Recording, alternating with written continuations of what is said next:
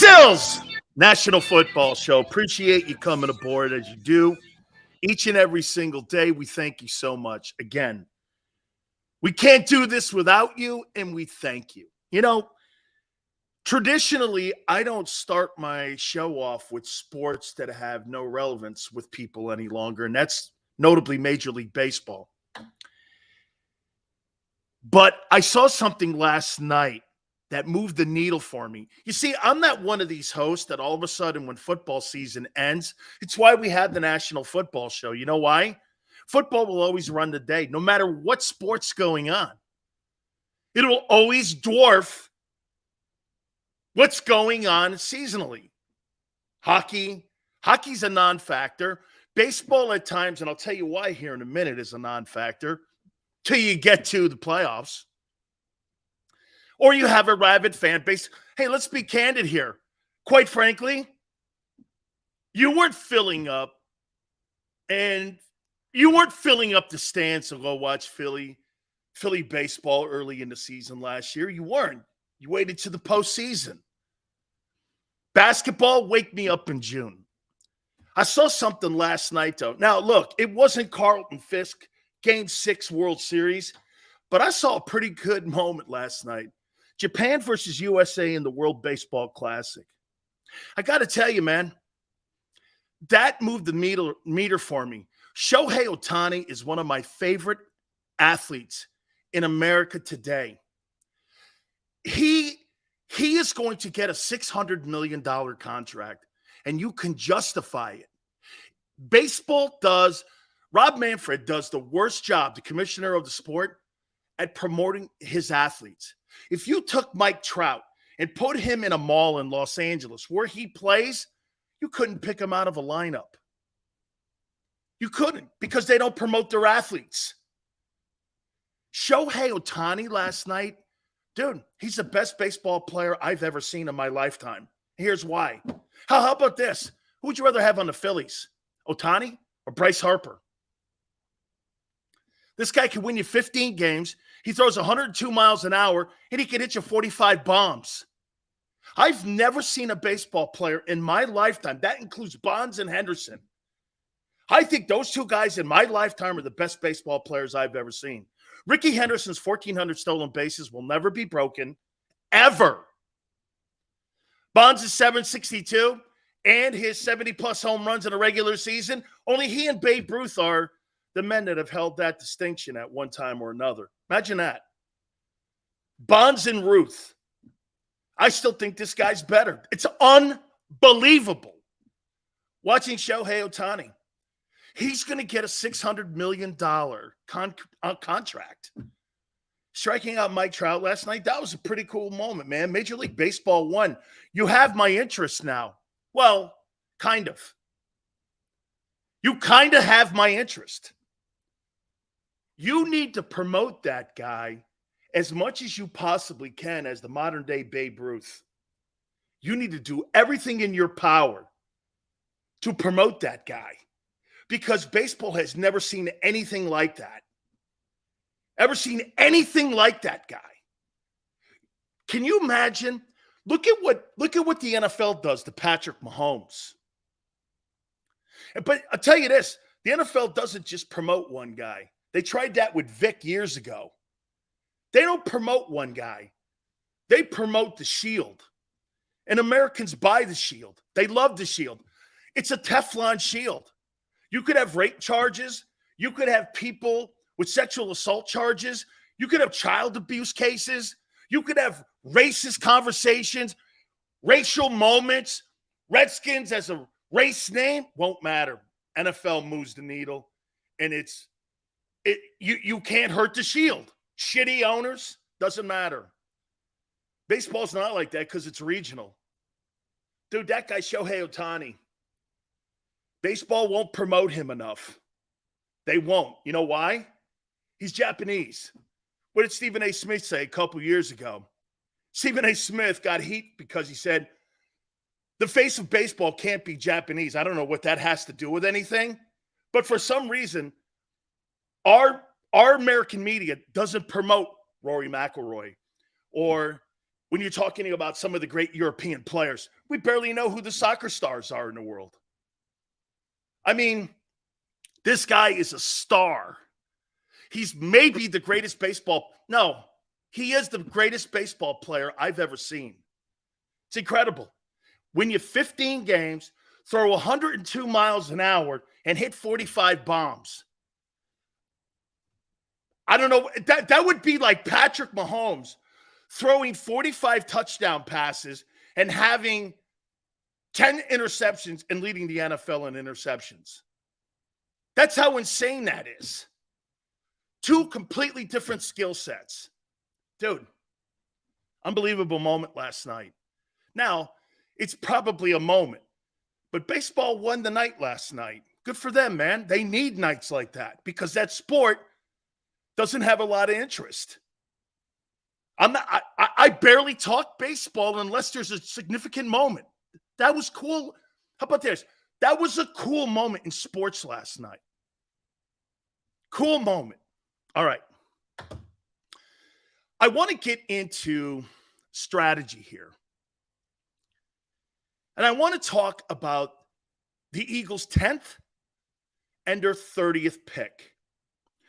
What do you think will be the most valuable pick in the upcoming April draft for the Eagles? What will be the most significant pick, you think?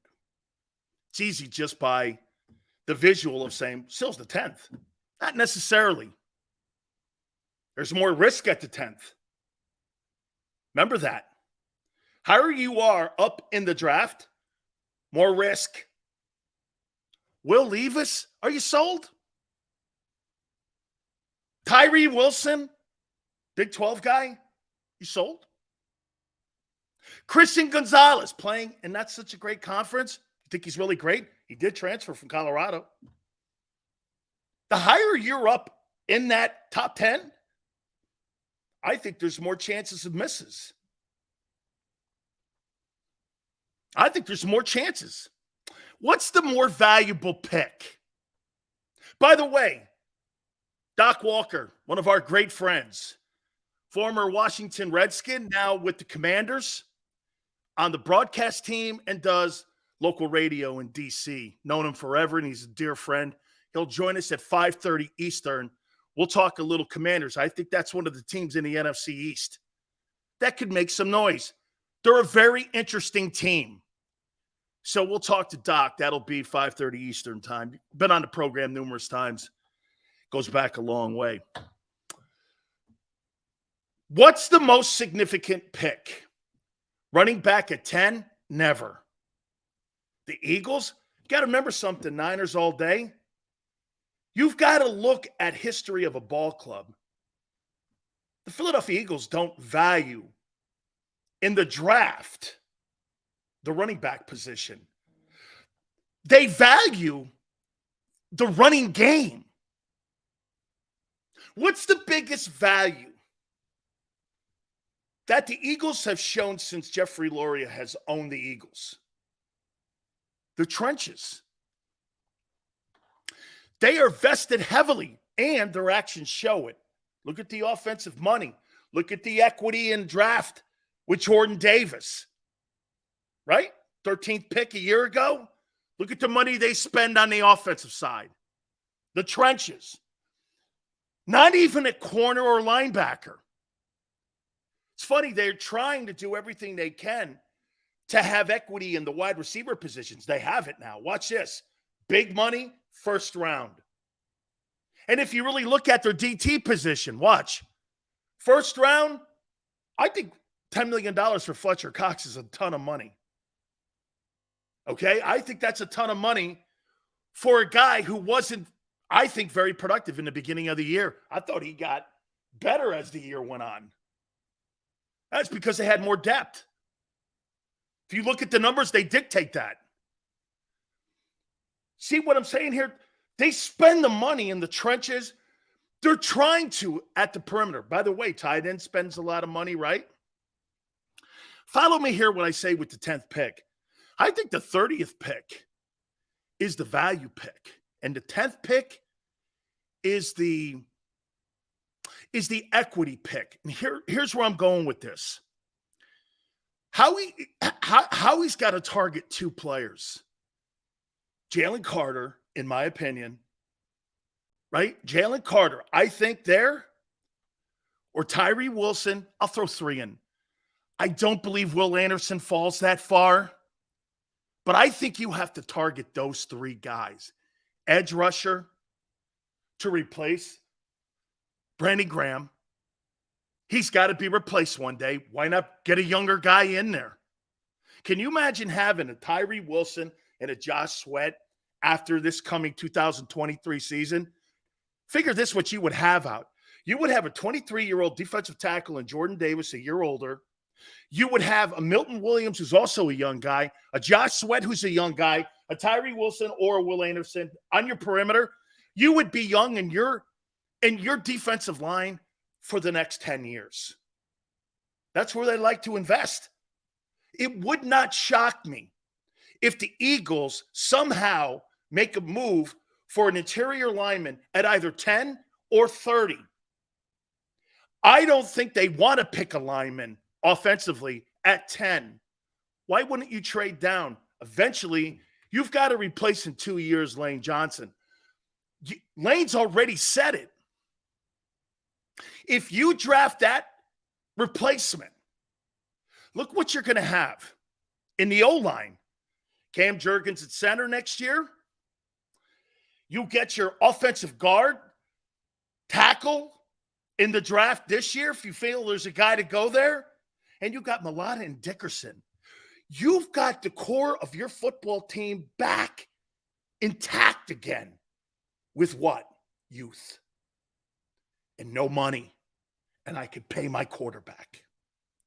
That 10th pick, in my opinion, is going to enforce the trenches on either side of the ball, depending who's going to be there at 10. I think you can get a quality offensive lineman with that 10th pick by trading down to maybe 15. I think the number one thing that the Eagles want to do, because look what they did in the back end of their football team. They got Bradbury for the next 3 years. They got Slade for one more year. Your safety position, I think you can address that in the second and third round. Or maybe at 30. Get your guy Branch at 30. Safety? Am I really going to spend a top 15 pick on a safety? I don't think so. I don't think so. And I'll also say this to you.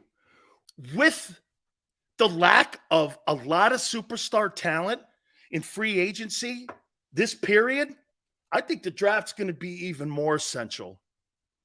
Appreciate it. What's up, Dan? I thank you very much, Philly guy. Boy, I tell you, PTB, I like the kid from Pitt. I do. Little shorter than I want in there. Hardgrave wasn't a giant guy. Weighed a lot. I like the shorter guy because you know what people don't understand? Aaron Donald's a 6 foot, 275-pound defensive tackle. Do you know that? He's 6 feet. Aaron Donald plays like he's 7 feet. He's 6 feet, 275. And he's the best DT in the game. Always put that in. Sapp, 6'1.5". Jerome Brown, 6'2.5". Cortez Kennedy, 6'1.5". You don't have to be 6'6", 6'7" at DT. Most of the great interior linemen are the shorter guys. Now, to run a 34, you need to have that horse in there. Okay? You need to have that horse. Granted. And Tone said this a couple weeks ago or a couple days ago. In today's NFL, if you can't be versatile and you can't have four backers on the field because there's so much. Look, I would say this to you. Most teams traditionally, I think they're in a nickel package the majority of the games anyway. Most of the time, you're a nickel package. 70% of the time, you're playing with an extra guy back there. or an extra pass rusher, depending on what your scheme is. So to me, I'm getting more of a sense. I'm getting more of a sense that the Eagles are going to use the 10 to create more draft assets. Trade down, because in the middle of the draft, the Eagles are silent. Okay, I mean, you know what's crazy? That Robert Quinn move now looks kind of, it kind of looks like it hurt the Eagles a bit. Because in the middle of the draft, they don't have draft picks now. They lost the pick sending it to Chicago. Even though Chicago picked the money up, they got the draft pick. And now it looks like the Eagles could really use the middle of the draft pick. So to me, there's a sense now, because of what's happened in free agency with Slay and Bradbury, I'm thinking that they're going to try to do more stuff in the trenches. Okay? You lose Sayamalo. Most people think you can slide Juergens over. Okay. Well, why not get another guy in there at 30 or DT at 30? Use the 10 to trade either out of the 1, get picks next year, get maybe later picks this year, 2s, 3s, and 4s. You got to look at the teams that have all that equity. Houston, Miami, Carolina. Think about this for a second here.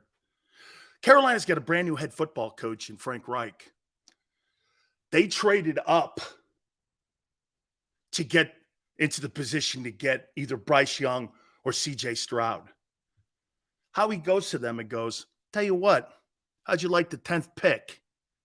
Give me your 1 next year, or give me multiple picks that you got from San Francisco. They got a treasure chest of picks from San Francisco. That's why they floated up to 1. That Christian McCaffrey deal gave them a treasure chest. And then you can start getting younger. And you can create a football team, because we're going to get into a topic here about the offense. Okay? I'm going to get into the topic about the offense and Jalen and all that. And by the way, there's so much heat on that side of the ball now. Maurice says, Sills, why wouldn't the Eagles get another big boy for the already good old line? I agree. And you're going to have to get younger and cheaper as this equation goes on because of the payment to the quarterback. You're going to have to. See, it's a money ball game. Howie plays it very well. He does. The problem is that he's got to tear the house down every year. Wouldn't it be cool if you could go into a scenario where you don't have to tear the whole damn thing down every year? He's got it this year on the offensive side. But when you pay Jalen, who goes next year? Who goes? Mulata? Lane? AJ? All those guys are top market money-making players. And see, this is not an Eagle thing. This is not me saying, hey, you're going to have to cut the team. It's a league thing. It's a league thing. This year, they're going to get the autonomy not to have to go crazy, because why? Jalen's still on that rookie contract. By the way, I'm under the belief now that Jalen Hurts is controlling this entire dialogue because he's watching what's going on in Baltimore, and I guarantee you, my personal feeling, I have no insight. He does not want the animosity that's going on in Baltimore to go on in Philly. He does not. So I think, get this, I think the Eagles feel comfortable in not having to address this. You notice nobody in the media has asked Howie or anybody, Nick, any of the press conferences, when's Hurts' deal getting done? The only people that are asking are talk show hosts like me. I think they have a date in mind, maybe in summertime. They'll start and they'll finish. I think they've already got the number down. I think it's the framework. Okay?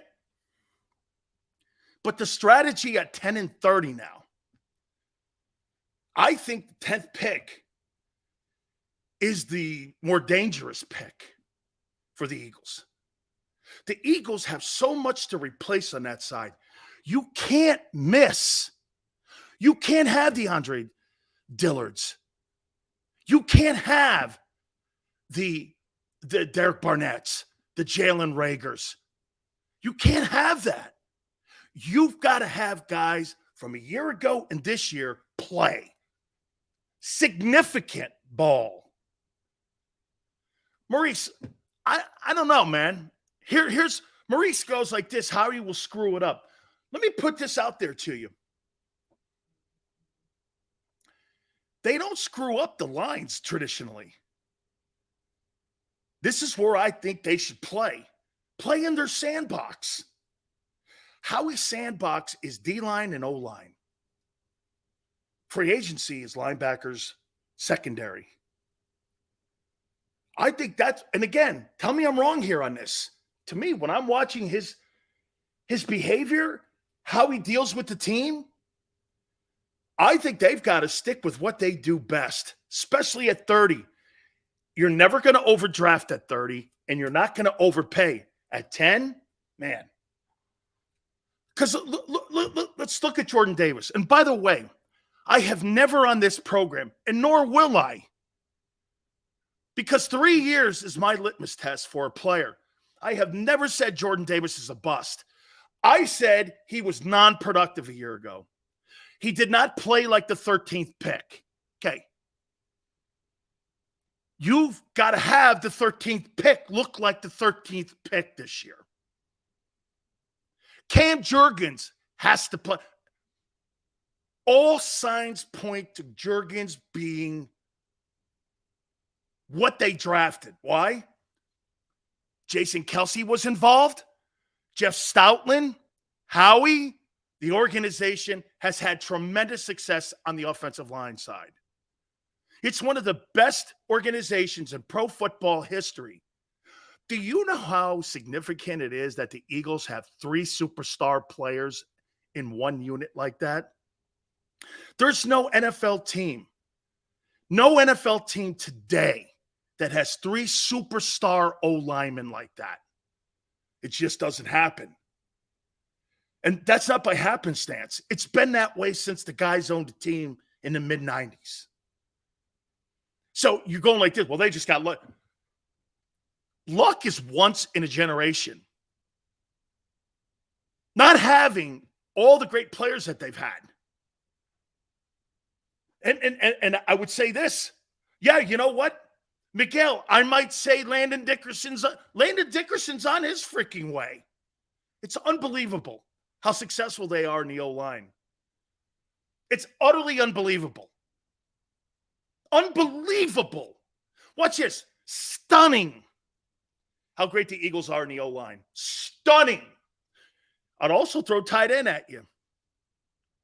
You got to look at history on teams and how they draft. Remember I told you this?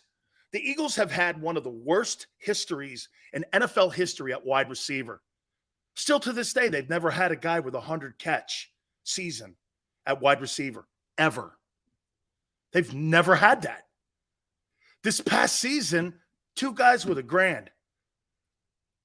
Very significant. And 2 guys with over 90 catches. They're underway. Transforming that offense to what that's a tight. The Eagles have had great tight ends all the way back to Carmichael and before. You look at a team and how they look at who they are, O-line, D-line. Look at some of the greatest defensive linemen that have ever played. The Reggie White group. That D-line is the greatest D-line in Eagle history.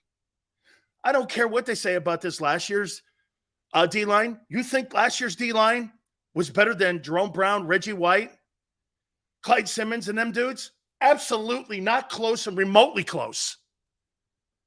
They had a very productive season. But do you actually think that unit from a year ago was better than the Reggie White D-line? Not in a billion years. Not in a billion years. But Their behavior has dictated that that's where their strengths are. So again, I thought about the 10th pick. I go, everyone's looking at the 10th pick and they're doing this. Mike Pitts, man, God rest his soul, was also a great ball player. Yes, he was. Evil, man. Mike Pitts, great defensive tackle. Great tackle.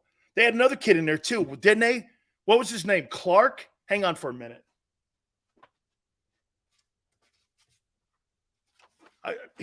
This is that Pro Bowl ballot that Big Sills was on. Ken Clark, remember him? Jerome Brown. Look at the D tackles that they had. Look at the D tackles the Eagles had on the Pro Bowl ballot then. This is just the interior, not with Reggie. Jerome Brown, Ken Clark, Mike Golick, and Mike Pitts. That's quite a group. That's quite a group. So to me, I trade out of that pick. If Jalen Carter and one of the top two edge rushers aren't there, I think I trade out of that. I might trade completely out of the first round with that 10th pick and pick up 2s, 3s, 4s, and 5s. Someone always panics. I'll tell you one thing Howie is really great at. You know what it is? When it comes to draft day, he may not always land on the right square, but the one thing that he does do, he doesn't panic. And you know how I say this? Dude, all the way up until the 10th day of the NFL start of the season, he goes out and finds a dude on a roster that they knew after they signed Honey Badger that they couldn't keep Gardner Johnson because they had given all that money to Honey Badger. They knew they had to jettison that guy because, quite frankly, the Saints are in cap hell. They weren't going to resign him. There is not a planet that anybody sits on right now that knows that the Saints were going to pay Gardner Johnson this year in free agency $8 million. Nobody. They're $40 million over the cap. I say you trade that 10th pick. And I say you move that 10th pick. If your guy's not there, some go like this. What about Joey Porter? You think cornerback this year is a priority? Do you? I think safety's a priority, and edge rusher, and tackle. I don't think corner's a priority. I think the first week and a half of free agency has changed that dynamic. Look at how it changes, too, like the weather on your priority. I think now it's safety. But again, okay, what's a bigger need right now? Safety, linebacker, or DT? What would be the priority right now that you think Howie looks at on that defensive side? I'll tell you this. Don't think I'm not thinking that he's looking at the offensive line spot right now because that's their strength. Jeff Stoutland must be sitting there with all the college personnel guys looking at guys in 2, 3, and latter rounds. He must be eyeballing guys. Who in the world would not want to play football for Jeff Stoutland and the Eagles?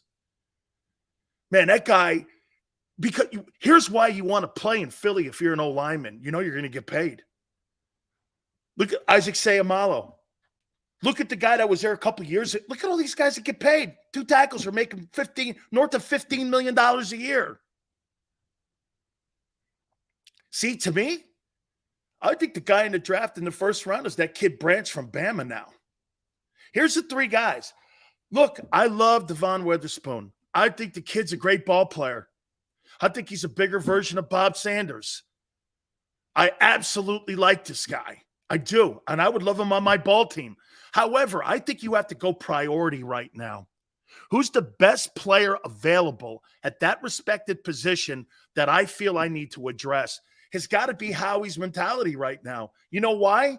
He needs to use as much of this time as possible because he has an offense intact that could maybe carry the mail. And I'm going to get to that topic here in a minute.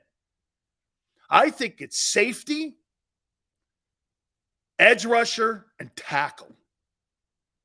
But here, watch this. Would I put a 10th pick on a safety? No. And nor would anyone else. Would I put a 10th pick on an edge rusher? I would.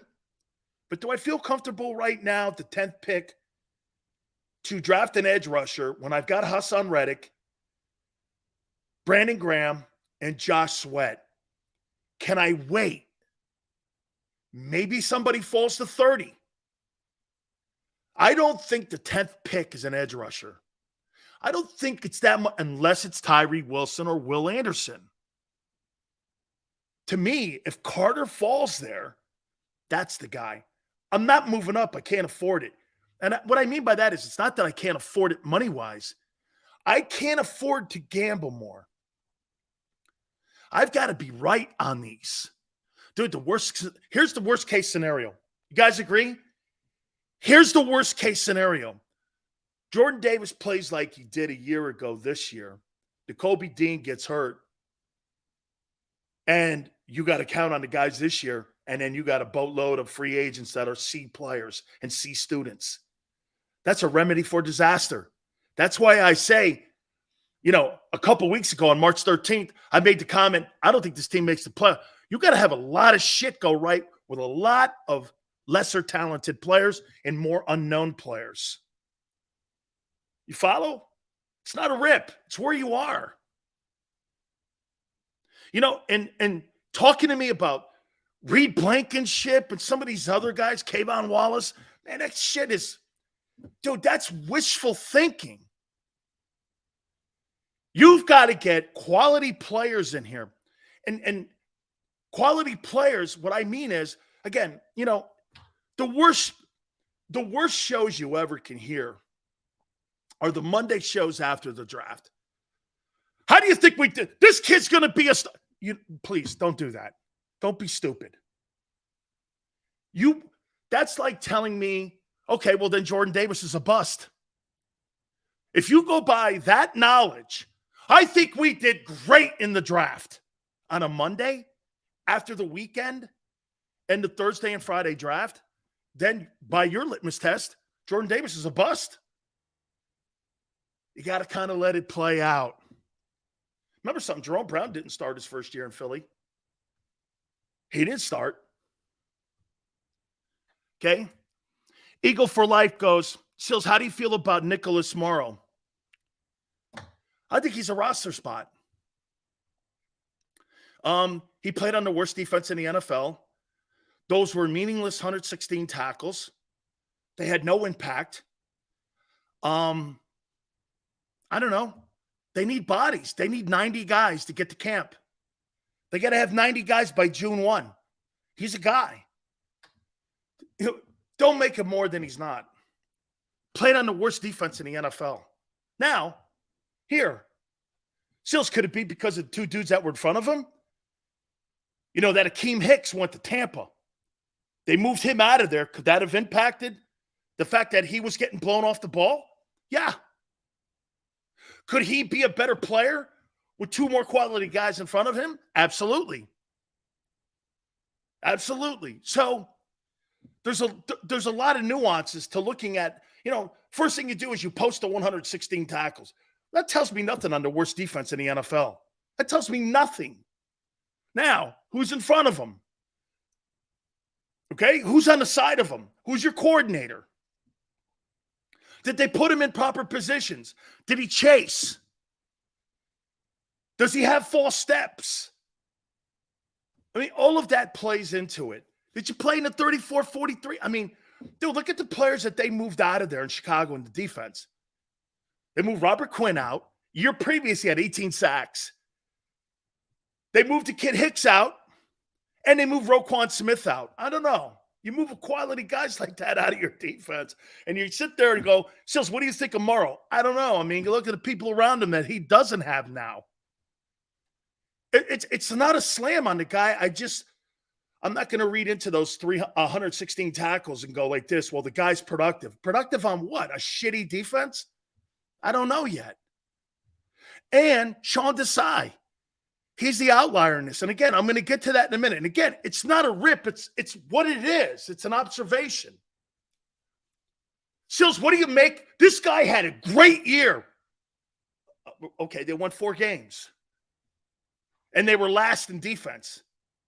I mean, look, Denver sucked last year, but they finished in the top 5 in defense. That's a unit. Their offense was terrible, and their head coach was terrible. So when you talk to me about Denver's defense, Denver has a defense. There's quality guys on that team. So go with me here on this here. Then we're going to get into the topics here. That 10th pick has a lot of value. It's like Howie's ace in the hole here. Okay? That's the Saints pick. Do you know how many teams are going to want to deal with Howie at that 10th pick? Howie's going to have a ton of suitors. What if one of these quarterbacks, and they always do, falls, especially with teams that are, how do you know Washington doesn't want to move up? Would you, if your Eagles move with Washington? Why? Why wouldn't you? You did with Dallas a couple of years ago to get Devontae Smith. Worked out for both teams. Don't give a shit about that inter-division rivalry. When I could get a first or second or third, dude, put that shit during the regular season. This is about accumulating quality picks. And quality picks to me are rounds 1 through 5. Those are quality. And some will go, Sils Malata was a 7th. I know. You get lucky out there. Brady was a 6th. Okay? I get it. Okay? And let me double check that on that, because you're right. I thought they were top 5. Broncos defense ranking 2022. Here's information from lineups. See where they ranked. Well, I want to see what Denver's defense ranked, because I thought they had a good unit a year ago.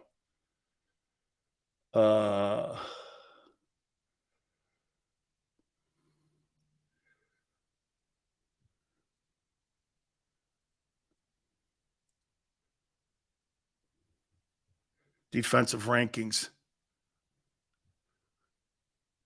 Hold on. I thought they had a top 5. I'm wrong. 1, Buffalo 2. Either way, I thought Denver had a good unit, okay? That 10th pick to me, okay? That 10th pick, I think is something that Howie's going to have to really look at a priority. Edge rusher, tackle. If they're not there, I move out of it. All right. Let's get to the topics here now. How many people believe that the Eagles' offense is good enough to carry the team back to the NFC title with a suspect defense? How many people believe that that offense is good enough to carry that team back to the NFC title?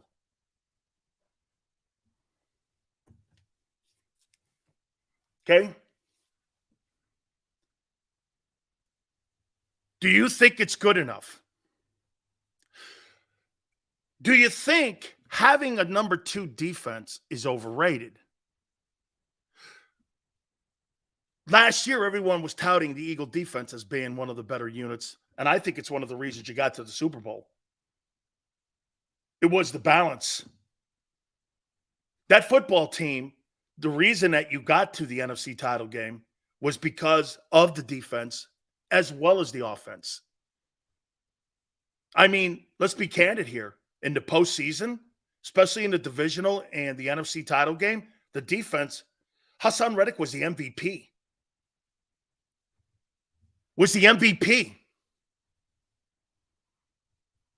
There's very few places that you're going to improve the offense. You're not. You're not going to improve the offense. You're going into the season with the group you have. You may draft a number 3, another guard, another tackle. You may do that, and they may have some impact. but pretty much the team you have right now. Okay? Miguel goes, Sills, how many times did the offense bail out the defense this past year? Miguel, I think you're talking mostly about the fact that when they needed something, what was the side of the ball? Here, that's a great question. What side of the ball had the better year in 2022? Offense or defense?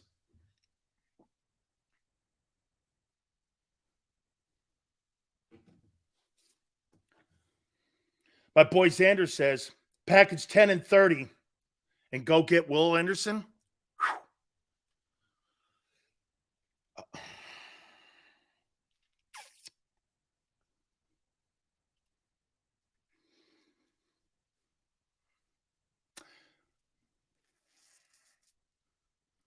You think the offense had a better year than the defense?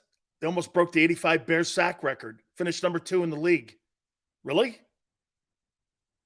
Offense by far? You had like 4 or 5 guys with 10 plus sacks. You had a guy lead the NFL in interceptions. You had an all-pro cornerback. You had 2 linebackers that just got deals north of $5 million a piece that are pretty good players, but not great players. Really? Hassan Reddick had 16 sacks. I don't know. There was a lot of superstar production on that side of the ball. 2,000-yard receivers, I get it. Quarterback. That defense had a lot of stars on it.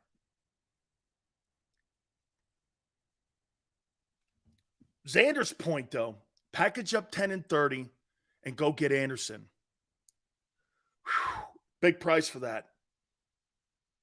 That's a big price. I would say this. You offer Arizona if Anderson's there because of Jonathan Gannon. See what he says. Want to switch picks? How much would it cost me? And maybe get Jalen Carter there. Go 10 and go like this to Arizona because Arizona picks in that 4 hole. They need an edge rusher. They got that kid Zach Allen's gone. And J.J. Watt's gone.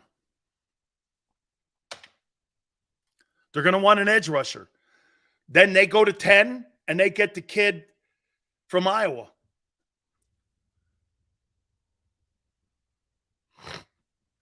What about your boy Philly 500's favorite draft kid, Bijan Robinson? I would say yes, but that's not the Eagles' MO. That's not how they act. They don't act like that. That running back's a priority. Why wouldn't you have kept the guy? I would have rather have kept Miles Sanders at $7 million than do that. As a matter of fact, when's the last time the Eagles have ever used a first rounder on a draft pick at running back? Have they ever done it in the era of Jeffrey Lurie? Have they ever drafted a running back in the first round? I doesn't pop up to my recollection that they took a first rounder since the current ownership has had the team that they drafted a guy in the first round at running back.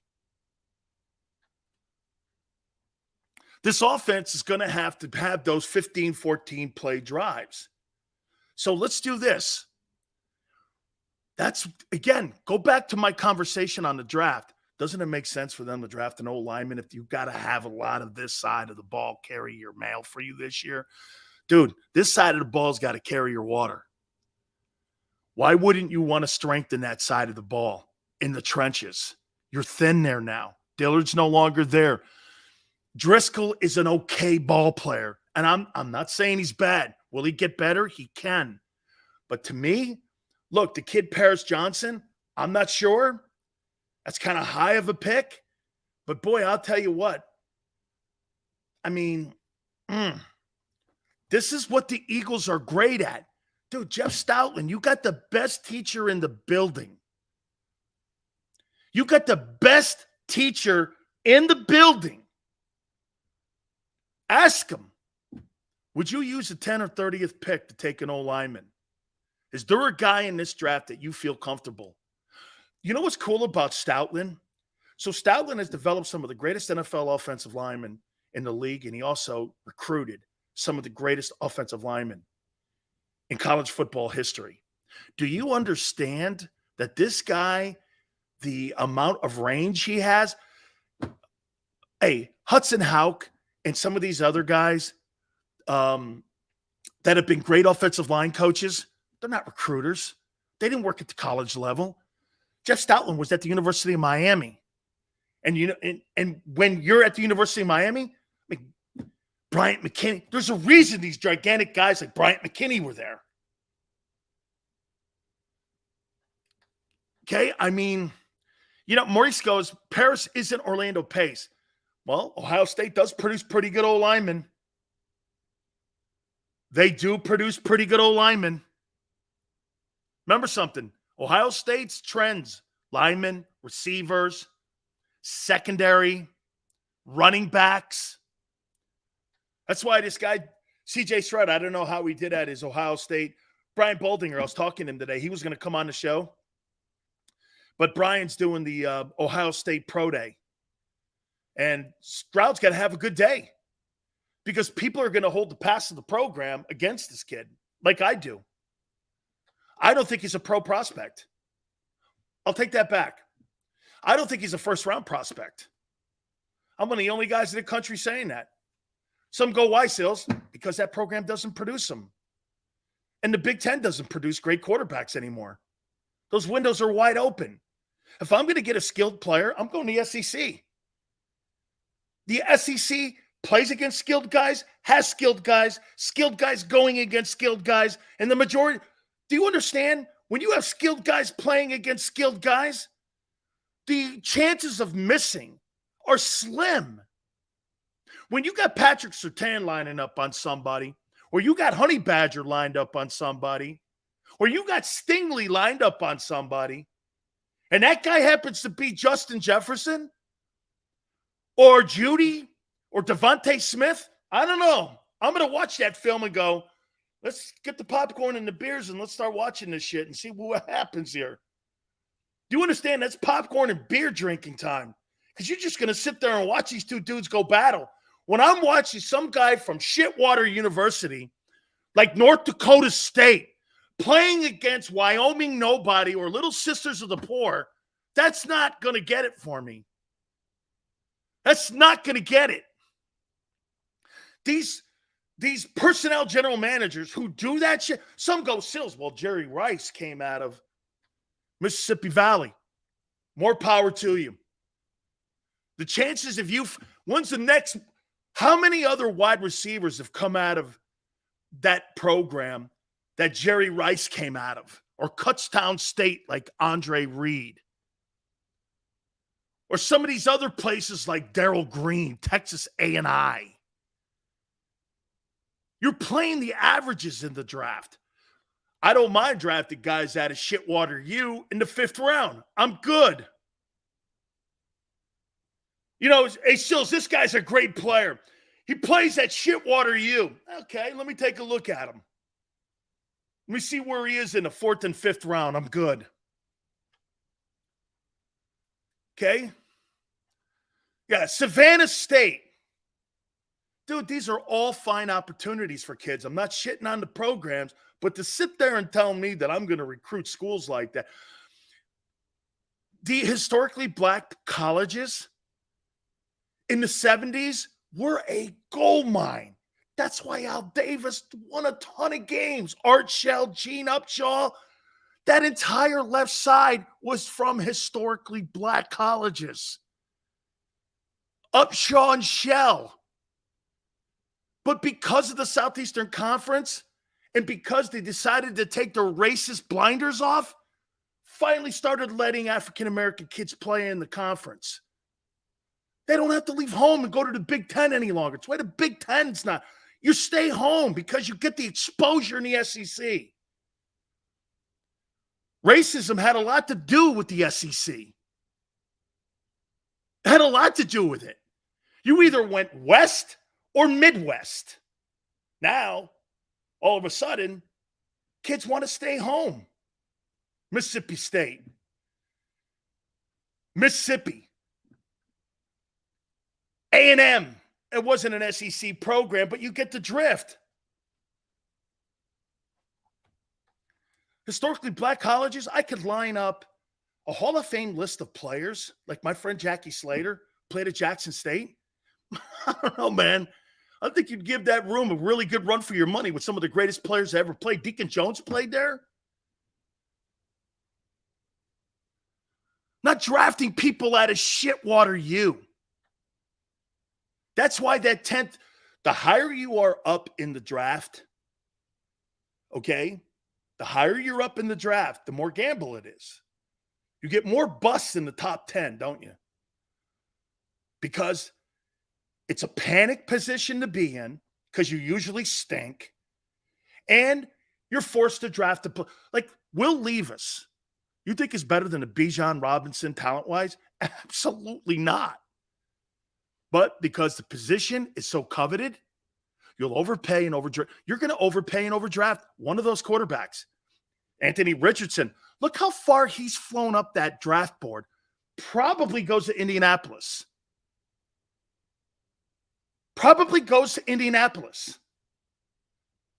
Is he really a first-round guy or a project like Lamar was? Dude, Jalen Hurts and Lamar Jackson helped that kid. Help that kid. Helped him. You think he was really great at Florida? I don't know. Like, watch this. When I watched Lamar Jackson play at Louisville, man, you went like this. That kid is some ball player, man. He at Louisville, he won the Heisman. That kid's some ball player. When you watched him play at Louisville, you were like, shit, this kid is special. Unlike the general manager who I'm friends with, man, Tom Telesco, you might want to play wide receiver. Dude, please. People still have that notion in the back of your head when it comes to some of the dual threat quarterbacks. And if you're black, that's what they'll ask. It's crazy. It's still out there. You don't ask white quarterbacks to play halfback. Just, I never thought Bill Polian and Tom Telesco, that was a good look for those two men. You know, I never did. So this, to me, the 10th pick, the 30th pick, I would say this to you. That 10th pick is the one that I'm going to use to strengthen my offense, most likely. Because that's the side of the ball. It's got to carry me back to the NFC title game. That side of the ball is your best side. The defensive side, I believe that's a luxury. The Eagles having that last year was a luxury that they were so good. Okay? Now, you have to have that offense because that defense is not going to be the same. It's just not. You're not going to have the same production. You don't even know what it looks like on a chalkboard yet. You're not replacing them with top flight free agents. Now, would Howie make a trade? Remember, C.J. Gardner-Johnson was not a free agent signing. That was a trade.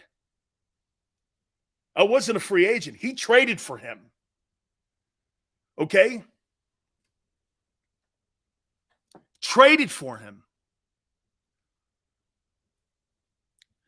Marina goes, nothing in this draft would improve our offense.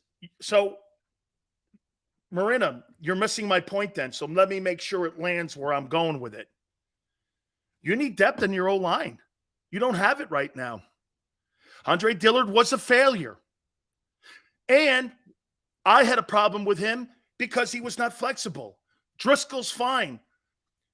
You're assuming that Cam Jurgens, who's never played in the NFL at guard in a regular season game, is going to be over there and he's going to perform like Isaac Seumalo?